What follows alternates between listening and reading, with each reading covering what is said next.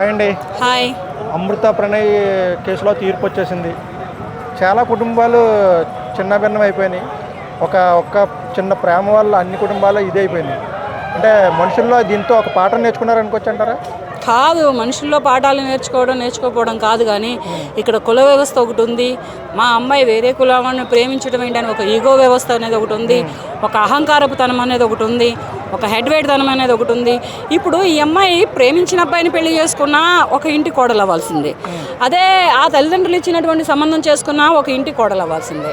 ఏ ఇంటి కోడలైనా కానీ ఆ అమ్మాయి ఒక భర్తకి భార్య అవ్వాల్సిందే, ఒక ఇంటికి కోడలు అవ్వాల్సిందే, ఒక ఇంట్లో దీపం పెట్టాల్సిందే.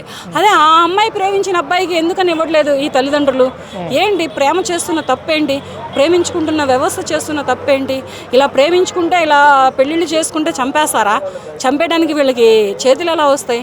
వీళ్ళ ప్రాణాలు లాంటివి కావా? వీళ్ళ అమ్మాయి లాంటి అబ్బాయిలు కారా వాళ్ళు? లేకపోతే వీళ్ళ అబ్బాయిలు లాంటి అమ్మాయిలు కారా వాళ్ళు? అమ్మాయిలను కూడా చంపేస్తున్నారు. అలాగే చిన్న చిన్న కులాలలో పుట్టినటువంటి అమ్మాయిలు పెద్ద పెద్ద కులస్తులను చేసుకుంటే వాళ్ళు అమ్మాయిలు కూడా చంపేస్తున్నారు. ఆ అమ్మాయి కూడా అదే అమ్మ కడుపు నుంచి వస్తుంది, అబ్బాయి కూడా అదే అమ్మ కడుపు నుంచి వస్తున్నాడు. కానీ ఇవాళ రోజున ప్రణయ్ అనే ఒక అబ్బాయి చనిపోవడం వలన 8 ఏళ్ల క్రితం ఇక్కడ ఒక తల్లిదండ్రులు ఒక బిడ్డను కోల్పోయారు. ఒక ముక్కు పచ్చలారనేటువంటి ఒక బిడ్డ తండ్రిని కోల్పోయాడు. ఇక ప్రస్తుతానికి అమృత అయితే మాత్రం మోడైపోయింది. మరి ఆ మోడు మళ్ళీ చిగురిస్తుందో లేదో తెలియదు. మళ్ళీ ఆ మోడుకి మళ్ళీ ఆకులు పువ్వులు పూస్తాయో లేదో తెలియదు. కానీ ఇటువంటి తల్లిదండ్రులు ఉన్నటువంటి వ్యవస్థని మారితే బాగుంటుంది. కానీ ఆ శిక్షలు చాలా తక్కువ. ఇప్పుడు వేసినటువంటి యావజ్జీవాగార శిక్షలే కానీ ఉరి శిక్షలే కానీ ఏవైనా కానీ చాలా తక్కువ. అంటే దీని నుంచి ఎవరు నేర్చుకోవాలంటారు? అంటే లవ్ జంటలు నేర్చుకోవాలా, లేకపోతే లవ్ జంటలు నేర్చుకోవాల్సింది ఏమీ లేదండి. వాళ్ళు ప్రేమించుకుంటారు.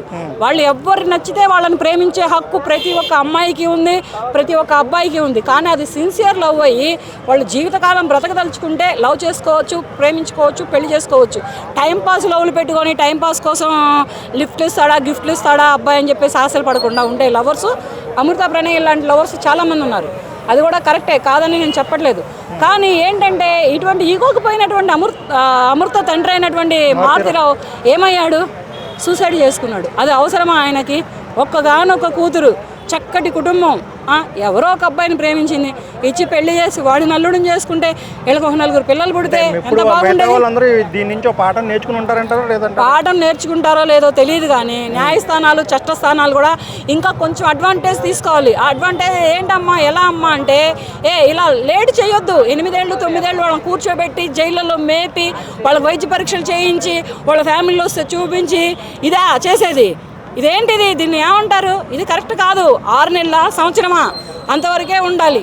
6 నెలల్లోనా సంవత్సరంలోనా? ఇది తీయడం కూడా ప్రాణాలు తీయటమో లేకపోతే ఉరులు వేయడమో యావజ్జీవకార శిక్షలు వేయడమో వీళ్ళు ముసలోళ్ళు అయిపోయేదాకా లోపల మేపడమో కాదు. కాలో చెయ్యో తీసేయాలి. ఇటువంటి ప్రేమ జంటలను చంపిన వాళ్ళనే కానీ తర్వాత ఏ అమ్మాయి మీదకైనా అఘాయిత్యాలకి అత్యాచారాలకి పాల్పడుతూ ఎవరినైనా సరే, అంటే యువతలనే ఉందిలే. ఇప్పుడు 9 నెలల మారదు అనుకుంటాం పొరపాటు. అటువంటి వ్యవస్థలో వీళ్ళు ఇప్పుడు జనాలు లేరు, ప్రజలే లేరు. అటువంటిప్పుడు ఎక్కడి నుంచి మారుతాయి మీకు ఆలోచనలు అనేవి మారవు. ఇప్పుడు ఆ తల్లిదండ్రులకు ప్రణయం తీసుకొచ్చిస్తారా? అమృత కొడుకుకి తండ్రిని తీసుకొచ్చిస్తారా? అమృతకు మళ్ళీ ప్రణయం తీసుకొచ్చి ఇస్తారా? వీళ్ళు పుట్టినట్టు పుట్టలేదా? వాళ్ళు కూడా పుట్టారు కదా. అటువంటి ప్రాణం తీస్తే ఏంటి? ఇప్పుడు వీళ్ళకి ఉరేనేటప్పటికి ఇంత బాధ, ఇంత భయం వస్తుంది.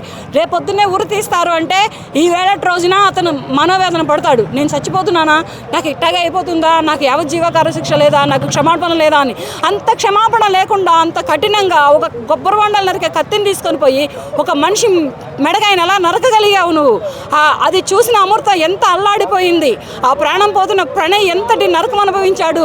అది తెలుసుకున్న తల్లిదండ్రులు ఎంతటి కడుపు కోత, ఎంతటి గుండె కోత అనుభవించారు. వాళ్ళ ఈ ప్రాణాలు కావా? వాళ్ళ తల్లిదండ్రులు కనలేదా ఆ అబ్బాయిని?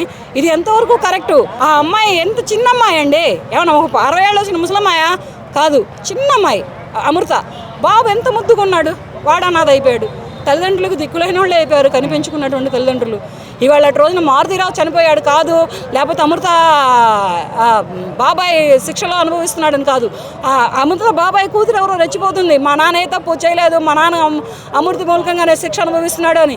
నీకు నీ తండ్రి ఒక్కడే దూరం అయ్యాడు, కానీ అక్కడ కొడుకు దూరం అయ్యాడు, తండ్రి దూరం అయ్యాడు, ప్రేమించి పెళ్లి చేసుకున్నటువంటి ప్రియుడు భర్త అమృతకు దూరం అయ్యాడు. వాళ్ళని తీసుకొచ్చి ఆ ఒక్క అబ్బాయిని తీసుకొచ్చి వీళ్ళందరినీ ఇడిచేసేస్తుంది న్యాయస్థానం.